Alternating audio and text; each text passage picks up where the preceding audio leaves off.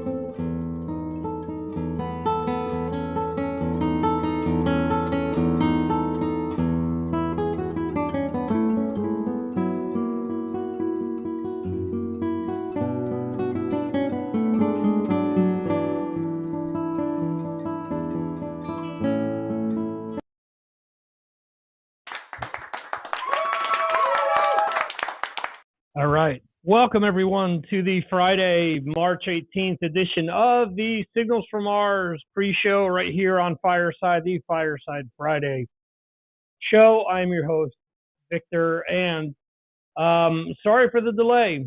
Fireside has changed a bunch of settings, and I'm just setting all that stuff up now.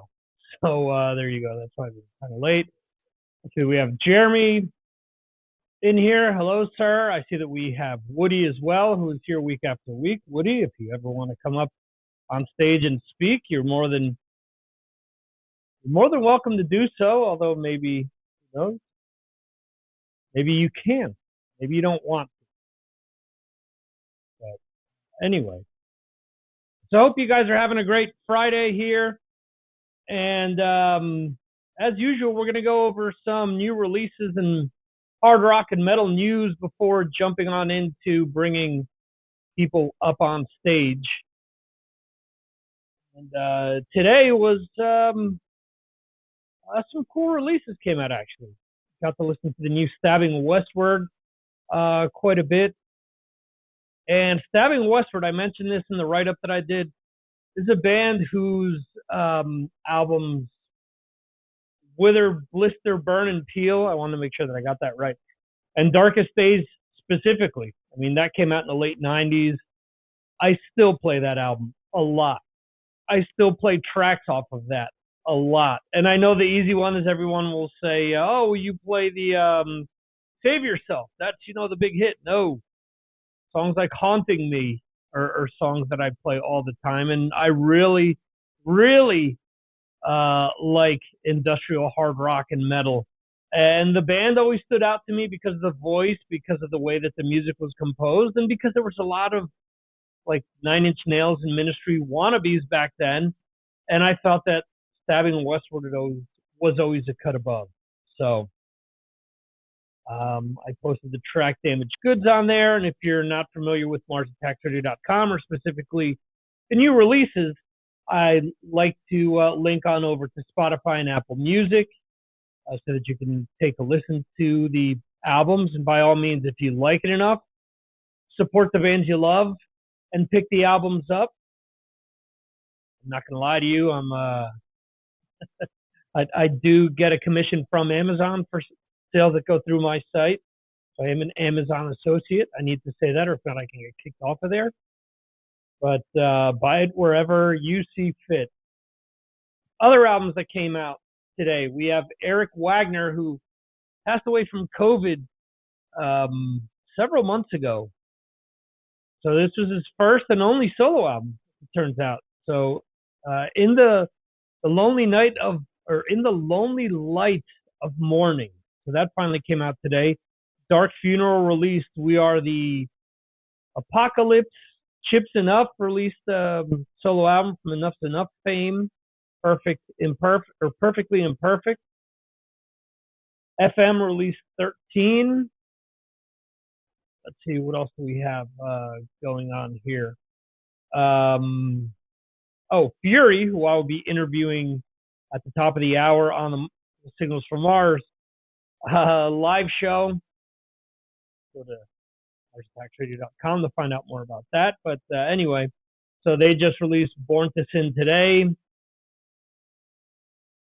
Agartha Damon released The Seven. Ritual Earth released 2020, I guess.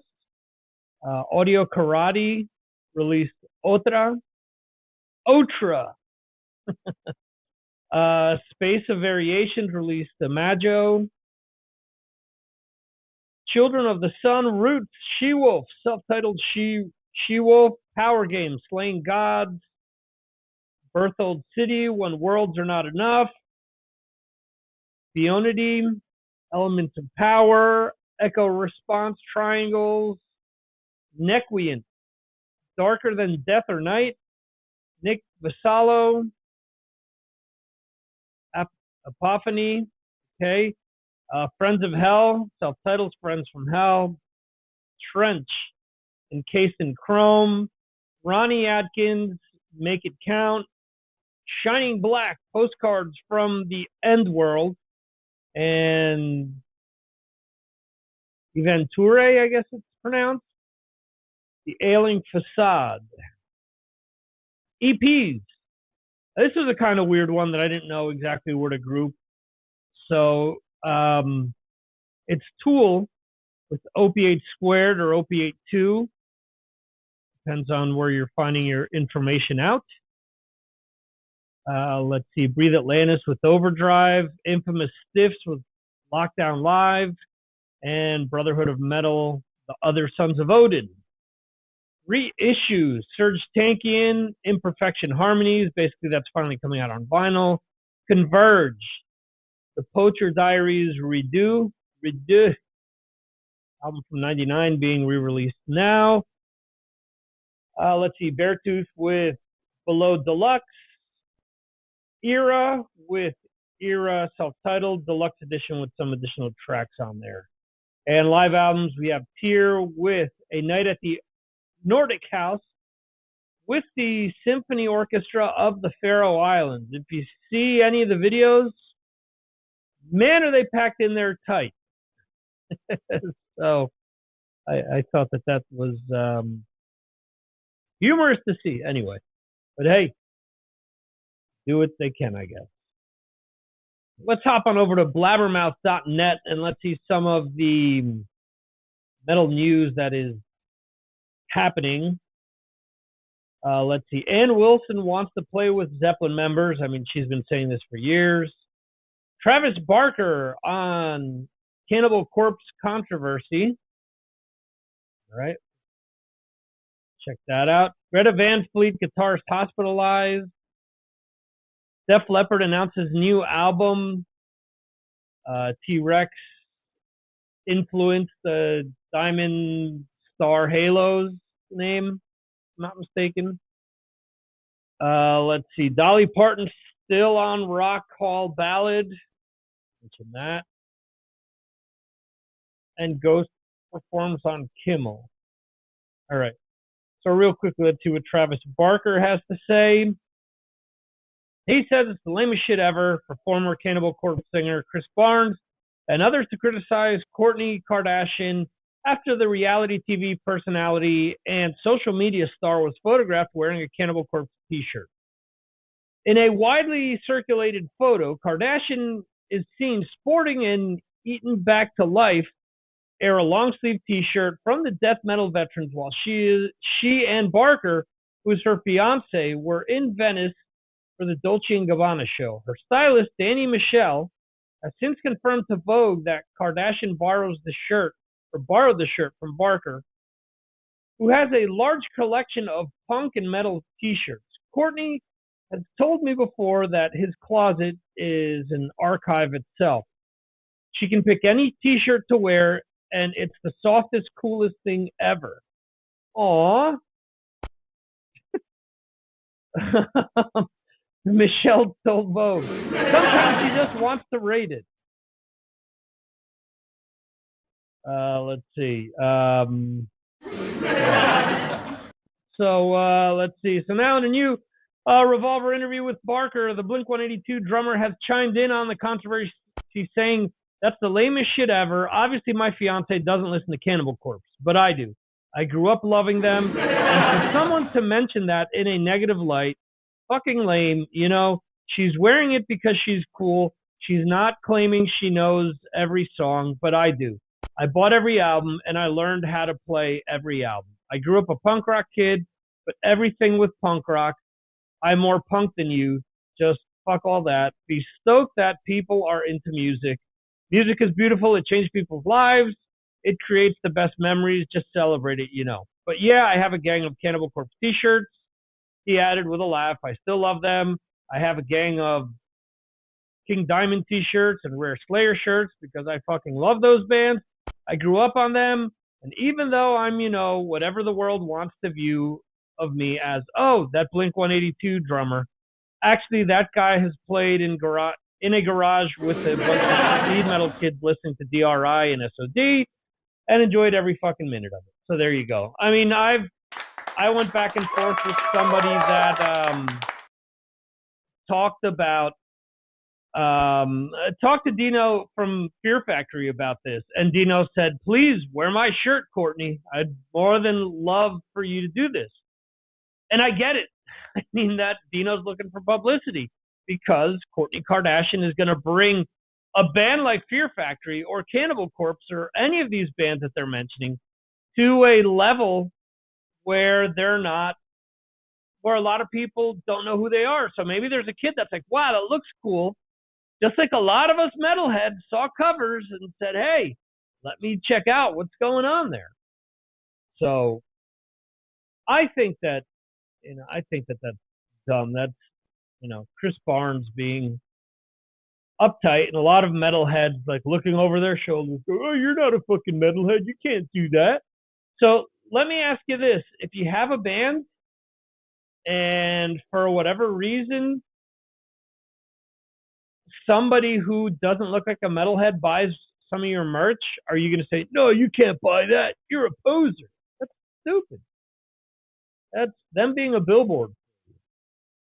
So let's move on over to the Dolly Parton thing. So Dolly Parton earlier this week said that she doesn't belong on the Rock and Roll Hall of Fame. She's taking her name out because she essentially says she's never released a rock album. So why should she, take votes away from other people? And this is what the Rock Hall has responded with. "All of us in the music community have seen Dolly Parton's thoughtful note expressing her feeling that she has not earned the right to be inducted into the Rock and Roll Hall of Fame. In addition to her incredible talent as an artist, her humility is another reason Dolly is a beloved icon by millions of fans around the world. From its inception, rock and roll has had deep roots in rhythm and blues and country music. It's not defined by any one genre, rather the sound that moves your culture. Dolly Parton's music impacts a generation of young fans and influenced countless artists that followed. Her nomination to be considered for the introduction to the Rock and Roll Hall of Fame followed the same process as all the other artists who have been considered.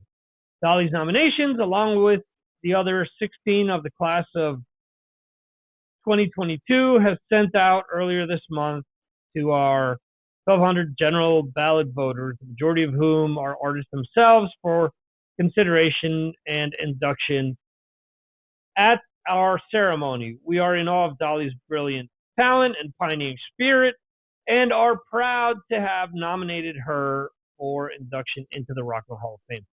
Which means that these fuckers are going to force her into the Hall of Fame just to get more publicity out of it. Mark my words, because the only reason that they do anything is to get clickbait, basically. I mean, it's ridiculous. They wanted Kiss in, but they only wanted the original guys. So why was Kiss only allowed to have the original 4, but Deep Purple could induct anyone that they wanted? Why did Def Leppard get everyone that they wanted? Why, it's just hypocritical bullshit from top to bottom. So they suck. There's no other way of putting it. Chuck Billy says Dave Lombardo has expressed interest in playing on next Testament studio album. Let's be honest here. He joined the band. Isn't that what all of us thought he was going to be doing? Or is he only going to be, I don't get that. Ghost and Period tops charts in Germany and Sweden. Okay. Isn't this top newsworthy? All right, so it is number 1 in Germany, number 1 in Sweden, number 2 in the UK, highest position in the UK, number 2 in the Netherlands, same there, number 2 in Belgium, same there, number 2 in Norway. It looks like they've had number 1 albums in Norway before. Australia, number 3, highest post. France, number 5, highest post or highest position. Ireland, 5, highest position. Italy, 20, highest position for Italy as well. So there you go. That's awesome. We talked about Ghost last week. Find the replay up on YouTube, or you could find it on, if you become a patron, you can get the audio version if you're $5 and up tier. Skid Row's Dave Snake Sabo on Van's upcoming album. Everything sounds so good and so fresh to me. Nick Raskolinix is producing it, so I expect nothing less. Glenn Tipton, next Judas Priest album will be what every fan will want. I don't know, you guys are saying that it's going to be proggy. I think Firepower was kind of ridiculous, so. James Hetfield's son, Castor, releases debut album from Bastardane. Okay, I checked out a song earlier. All right. Decapitated announced his Cancer Culture album. Def Leppard's Phil Collins says making Diamond Star Halo's album remotely was constantly exciting. I don't know, I had to bail out of the song Kick before it even ended. It sounds like something off of the X album to me, personally. I didn't care for it. I liked the self-titled album they released in 2015. Don't care for this. Talis released his first new music in 37 years, Inner Mounting Flame. Right? Joe Satriani releases video for Pumpin'. Exodus released music video for The Fires of Division. Static X cancels 2022 European tour due to the ongoing situation on the continent. All right. Dream Theater's James LaBrie unveils details new solo album. Beautiful Shades of Grey launches first single. Devil in Drag. Okay. Blind Guardian releases new single, Secrets of the American Gods. Sepultura joined by the ghosting Tanko Jones for Sepul Nation performance in Toronto. I guess if you're Sepultura, he'll show up. Little old me, he won't. Whatever. Here, Apocalyptica's new single, I'll Get Through It, featuring Black Sabbath's Geezer Butler. Rush releases Limelight live in YYZ 21. Excuse me, YYZ. I was going to say 2112. 1981, Moving Pictures 40th anniversary. Your Fozzy single, I Still Burn.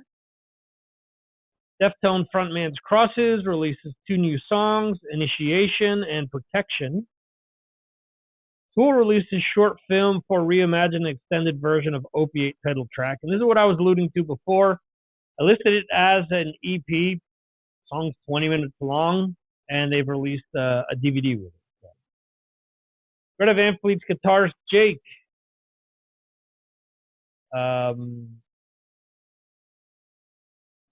can't pronounce these Polish last names. Kazak, I guess it's pronounced, hospitalized with pneumonia. Official Ronnie James Dio documentary is about perseverance, dreams, and the power to believe in yourself. Sell baseballs, his signature printed on them. Sharon Osbourne to join Piers Morgan with show on UK's Talk TV. So after being fired for backing Piers Morgan up, his remarks, she's going to be joining him. Yeah, so okay, so it's Rupert Murdoch's TV station. Shock. Psycho Las Vegas Festival moves to Resorts World, announces 2022 lineup. See what else? All right, I read that. Overkill new album won't arrive before April 2022. Jeremy's been absorbing a lot of old Overkill. Geddy Lee plays carriage driver named Tom Sawyer. Tom Sawyer. Named Tom Sawyer in let's see, Murdoch Mysteries. Wow, Labyrinth is repeating plenty of these things.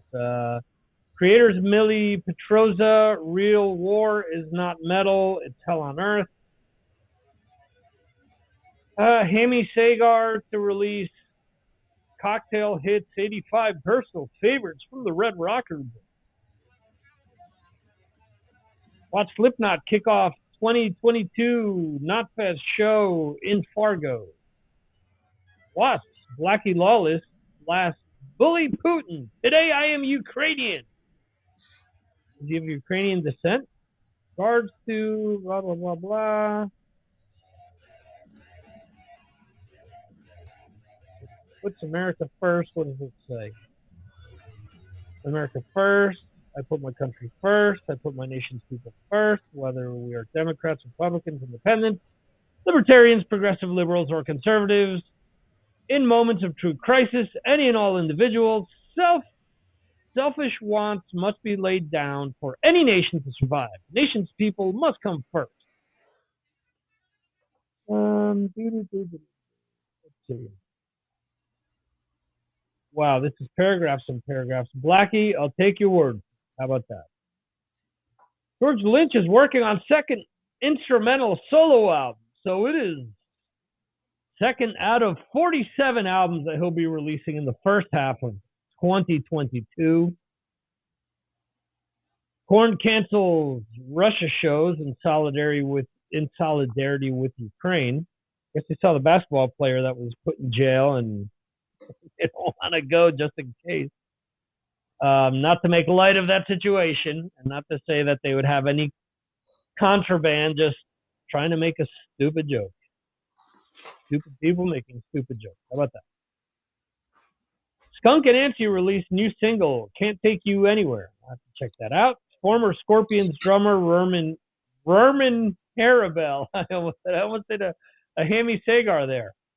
Herman Rarabel sells music rights to Roundhill Music. Okay, so he's selling the Scorpion stuff. I was going to say, has he swindled someone into buying his solo stuff? Is that it? Ghost performs Call Me Sunshine on Jimmy Kimmel Live, and people are going apeshit because they think they were lip syncing. Because, oh my God, there was someone lip syncing on TV in 2022. My goodness, end of the world. Steve Vai guests on debut single of Jimi Hendrix Coffee Talk. Wow. So let me get this straight. Jimi Hendrix. Yngwie Malmsteen has a new podcast. Is he going to let anyone else talk? Is the show going to be like him soloing? Is it just going to be him solo? Even though he's going to have Steve Vai, but they'll he'll solo over top of him. Will they talk about Alcatraz? How about that? Let's see here. Korn touring guitarist Roberto Ra Diaz gets pied for his 38th birthday. Faces for suicidal tendencies and filling in Korn.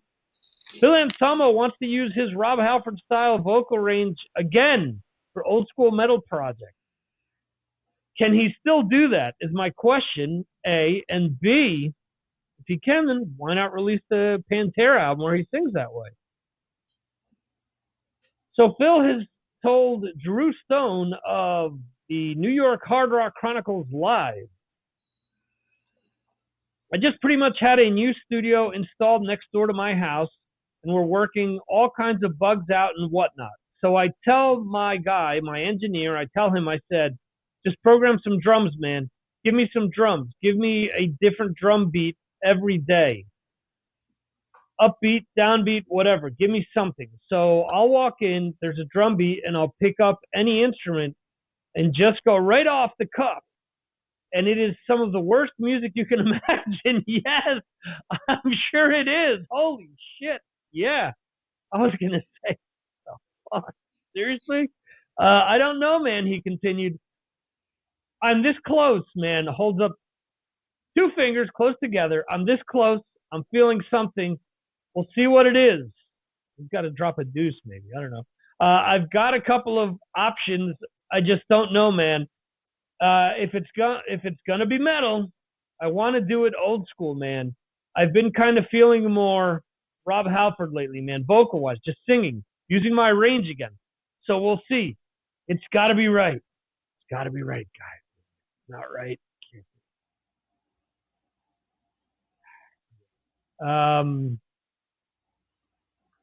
That's frightening. That's a lot of different things at the same time. So I don't know, guys.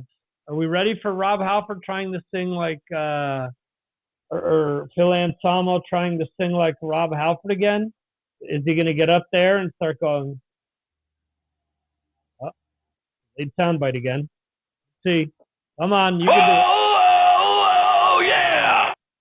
So are we getting that out of Phil Anselmo? I don't know.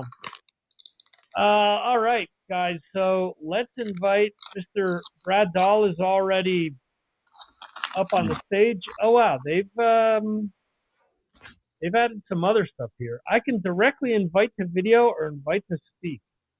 You know, I'm scared to invite to video because I don't know if people are ready, if people want to be seen or not. You know, it's kind of a personal thing, but we'll just listen to people for now. So I know that there have been people that have contacted me saying, "Hey, I can hear people talking, but it's not you, man. I don't see your lips moving, and it's not your voice." I go, "Yes, people that I've invited up on stage." That's because you're lip syncing. Yeah, I'm lip syncing. There you go. I'm being a ventriloquist there.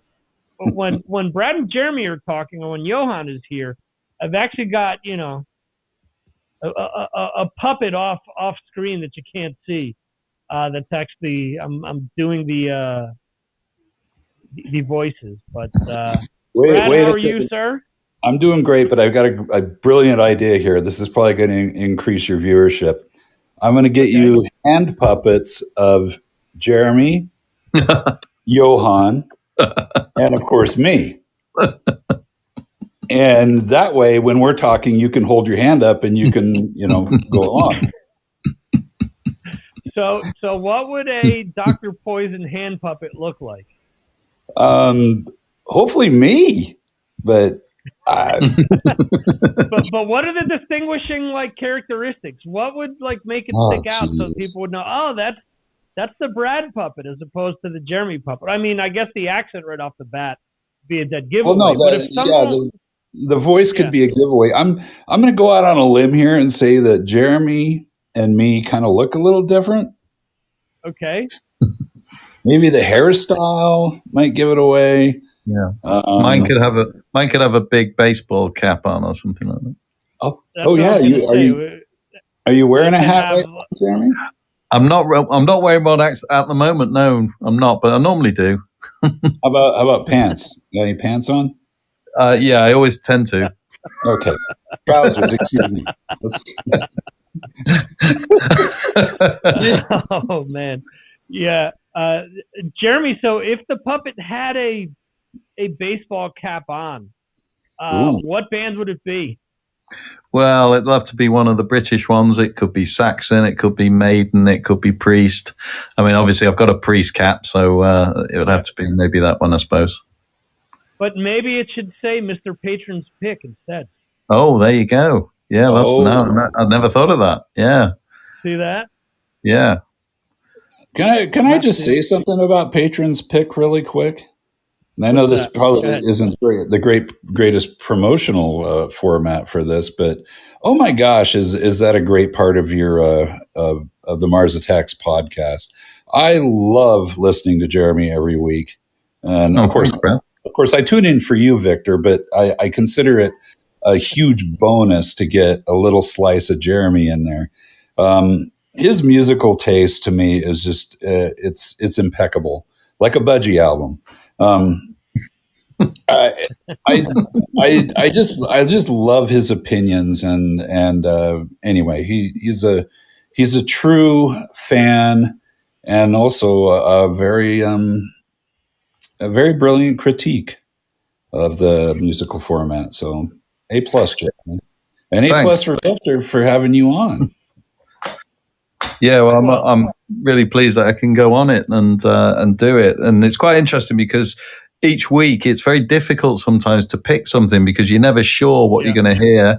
There may be a lot of average albums released, there may be stuff that you don't like, but sometimes, or most weeks, in fact, there's something just jumps out at you, and it happens. It has happened for the last few weeks, so it's been great. So what we're waiting for is the week when you go, well, this isn't exactly a pick. This is kind of a it's better than. It's kind of like when we elect presidents here in the U.S.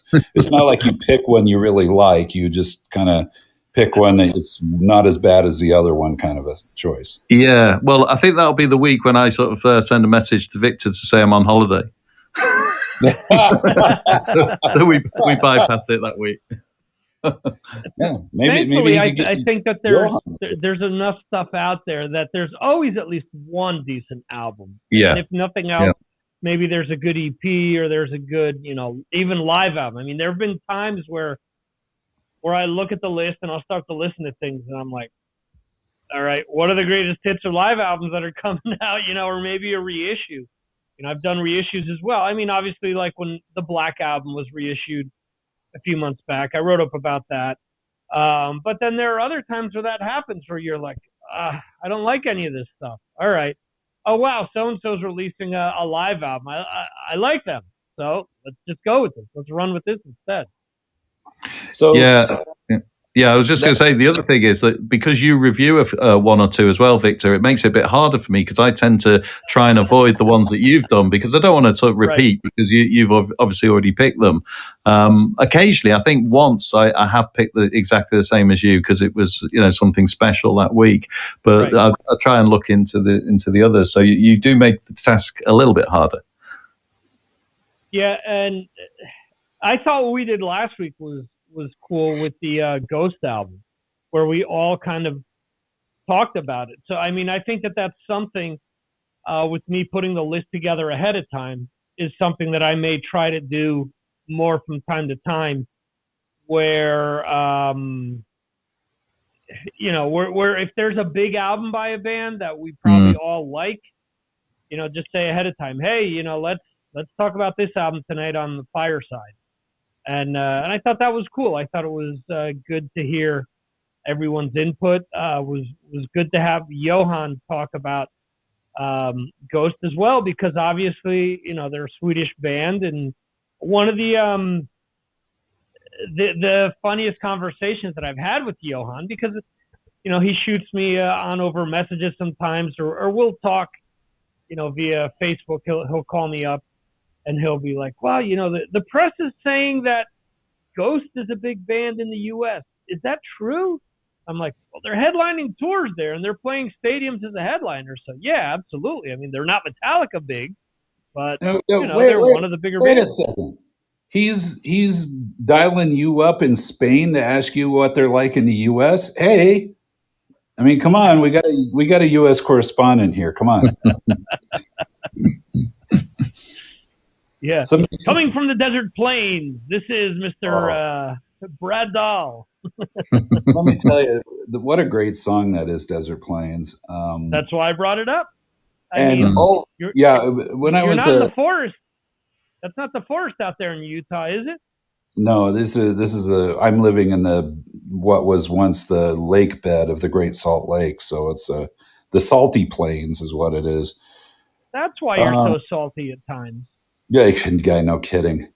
But I do have a quick story about Desert Plains. When I graduated from high school, my parents moved from California to Utah and expected me to go with them, which I said, "There's no way in hell I will ever live in Utah." Pretty funny. But yeah, when I was 18 years old, it just seemed like the stupidest thing to do because at the time I was trying to be a professional musician, and I'm like, "Yeah, there's no way you're going to be able to do that there." But anyway, I stayed home in California, but I would go up on the weekends mostly to do laundry, plus I liked seeing my parents. But so I'd be driving, I'd get off work on a Friday evening, like 5 o'clock or whatever, throw some things in the car, hit the road, and then I'd be out on the California desert there sometime after midnight, and I would always put in Desert Plains. I'd roll the windows down and I would crank it up.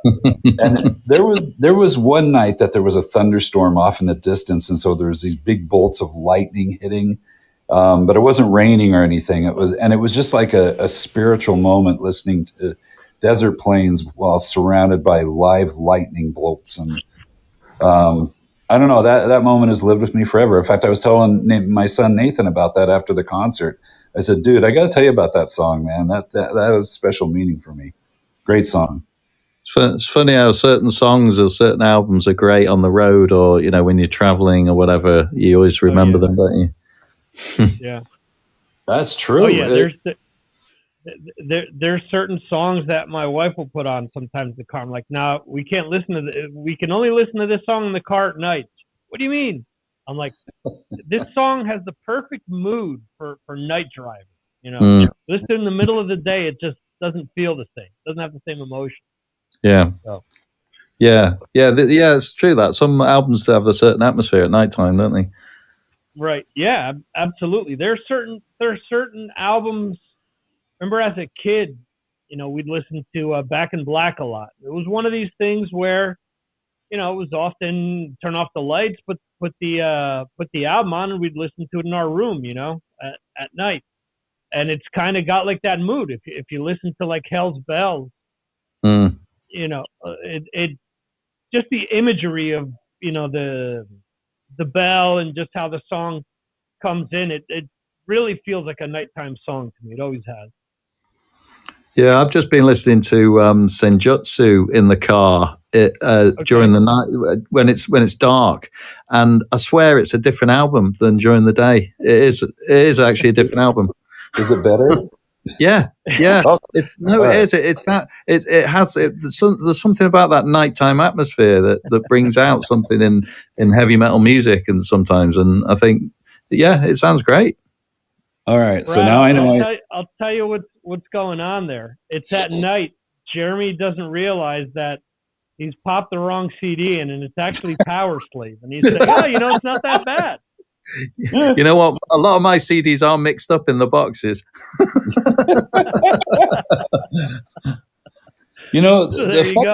The funny thing about that album, and I need to sit down and listen to it from start to finish. I just kind of shuffle. I shuffle. Oh, thanks. Well, maybe at night in the car. There you go. Go sit in the garage. Have the dumbass cat sitting on the hood of the car staring at me. But every time I hear a song off that album, because I do shuffle it in from time to time as I'm listening to songs, to play on the radio. There's so many of these songs. I'm like, well, wait a second. I've heard this song before. I mean, there's so many songs that I've heard off that album that sound just like they've done this before. This exact song. Book of Souls has a lot of that for me. There's things. There's like a chanting part that sounds like the chanting part in Wicker Man. Then another song has the chanting part from Heaven Can Wait, and then there's like a few riffs here and there where it's that, and I'm like, Maiden has never resorted to this. What are they doing? They haven't done the, no one paid attention to it on the last album, because I feel that Tony Iommi has done that a bunch, and Kiss has definitely done that a bunch, where they've reused riffs because they ended up on albums that didn't sell as much, so they just kind of refried them and used them somewhere else. If you listen to the riff for the Oath on the Elder, it's the same as Exciter on Lick It Up, and it's also almost the same, but even more slowed down. I think it's Who Wants to Be Lonely off of Asylum. I mean, the riff structures are almost identical on those three songs, and it went from first song off of an obscure album to a lead-off track on an album with a guitarist that drove them crazy to actually being a single finally. They're like, all right, nobody's paid attention to this cool riff yet, so let's just make it a single so people finally pay attention to it. Hey, it works. Yeah. The other thing is that the longer a band goes on, and obviously Maiden have been going for so long now, but many of these bands now, they go on for so long that a lot of their songs, you can hear past songs in their new songs. I mean, I've got the new Saxon album. It's the same with that. Scorpions, obviously, we know about that. There's lots of stuff in there. I mean, they're not going to come out with something completely new unless they're going to do, when Judas Priest did that album, and even that was terrible. So, you know which one I'm talking about, Nostradamus, and so you don't want them to do something like that, because you want something a little bit familiar, something that will sell. So it is tricky. You don't want a proggy album from them, as they're saying that this new album is going to be. From who? From Priest. They're saying the new material is proggy. Yeah. We'll see. Well, yeah, exactly. I think we'll have to just see what comes out of the wash, really. They realize they got Nostradamus wrong, so they're going to correct it. They're going to make a good prog album. Right? Yeah. Well, we'll see about that. Me and KK quickly here before. I was going to say, me and KK real might quickly, be the before only we end people things, I just wanted to ask you guys. Go ahead. You guys listened to the new Def Leppard single, and what do you guys think? I was just about to mention that to you. Yeah. Okay. So, quickly, I did hear it. I quite liked it because it had a bit of a 70s vibe to it, a little bit of Joan Jett in there, a little bit of T-Rex. I thought, though, it was far too safe for them. I think that they've become a bit of a cabaret act. they are not so dangerous anymore. Obviously, they had those great albums they released that were brilliant, and really the last few I don't like them anymore very much. Still a great live act. I haven't heard it yet. Brad, have you been able to listen to the song? No, but I will. I will, and Okay. I'll let you know. I think you kind of hit the nail on the head, Jeremy. The song is way too safe. It is way too generic, in my opinion. And it's one of these things where, as time goes by, I keep thinking, would they be writing this shit if Steve Clark was still alive? Yeah. It seems as if after he left, the fucking band just became neutered. Not to say that they haven't released good stuff, because they have released good stuff, and there's stuff off of the self-title that came out at this point 7 years ago, which I thought was good. But for the most part, I mean, do we want to hear a Def Leppard song with Alison Krauss, which I've seen is going to be on this new album? I mean, yeah, and it kind of put me off with them all wearing the suits and stuff. I don't mind them wearing suits and looking smart and looking a bit cool, but I just saw it says something to me straight away that they're not really a rock band anymore. They're just like, they are what you call a inverted commas a legacy band. They play they like to play Vegas, and they like to play big shows, and their audience is very safe as well. I don't get how they also, that their fan base loves those first 3 albums to death. And I get it that Phil Collins always says, oh, well, our best album was Hysteria. Yeah, obviously, because that's the first one you wrote with the band. It's the biggest seller. Doesn't always mean it's the best album. So throw fans a bone. Do a heavy song. Okay, you want to do ballads, you want to do poppy stuff, okay. Do half of a poppy album and do half of a heavy album. Do they not realize how much more they would sell? Because the average soccer mom that loved them back in the day isn't buying any of their new material. They're streaming it at best. Yeah.